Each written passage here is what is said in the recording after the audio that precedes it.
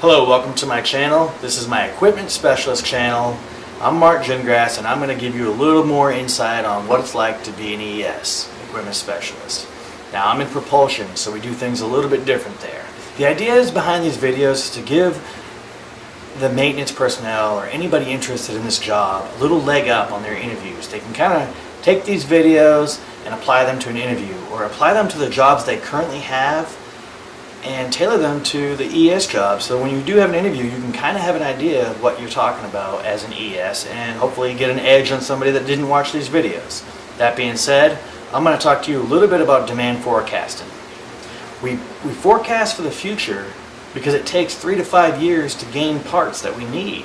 As an ES, I'm going to know in 2 or 3 years I'm going to replace these parts, and if I replace them I need to buy them or repair them. We're in the business of repairing, but we also are in the business of buying new parts. So if I don't project the future correctly, we're going to budget incorrectly. First, you take the past usage, the history, the failures, the condemnations, things that were so badly damaged that you have to throw them away. How many repairs did we do in the past? Did we do 100 repairs, 1,000 repairs? It doesn't matter. What matters is the percentage of repairs. Ultimately, we want to apply the percentages to a future program. So what we do is we take the past history and the past program and divide them by each other to get a percentage. For example, if you drove 100 cars in your fleet for a year straight, and of those 100 cars, 3 of them died completely where you had to condemn them and total them, that's a 3% condemnation rate per year. So you can expect that the next year 3% will also condemn, assuming that you've been doing this for year after year. You know, there's so many variables in this. Assume that you had a fleet of cars that were running for the past 15 years, so everything's kind of steady state. Every year 3% of them will fall out. So it doesn't matter if you have 100 cars or 1,000. 3% is 3%.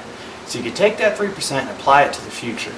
So that's what you do. You take your past history and you divide it by your past activity. The activity is driving the amount of miles you drove that year, possibly, per car. You break it down, you know, and that will give you your projected usage rates. You take those projected usage rates and you multiply that by your projected activity for the next year or 2 years or 3 years and so on. And that will give you your actual demand forecast. It'll predict the future for you. So you're not just taking a history, you're taking a percentage of the history versus usage or versus program and applying it to the future. Once you have your demand forecast, the item managers that we work very closely with has to fulfill that demand. And how do they fulfill that demand? Well, in simplest terms, if they have good assets sitting on the shelf, they're going to fill the demand with those assets. If they don't, they're going to look at the repair history and the repair data and the projected repair forecast, which we do as ESs. We forecast ultimately how many repairs we're going to do in the future as well.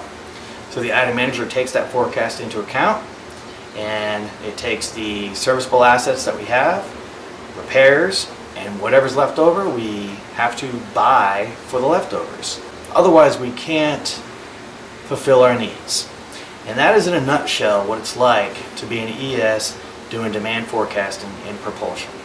I hope you enjoyed this video, and there'll be more to come. I'm going to try to do this weekly and just give you a little bit more insight on what it's like to be an ES so that you can also apply for these jobs and get them if you're qualified.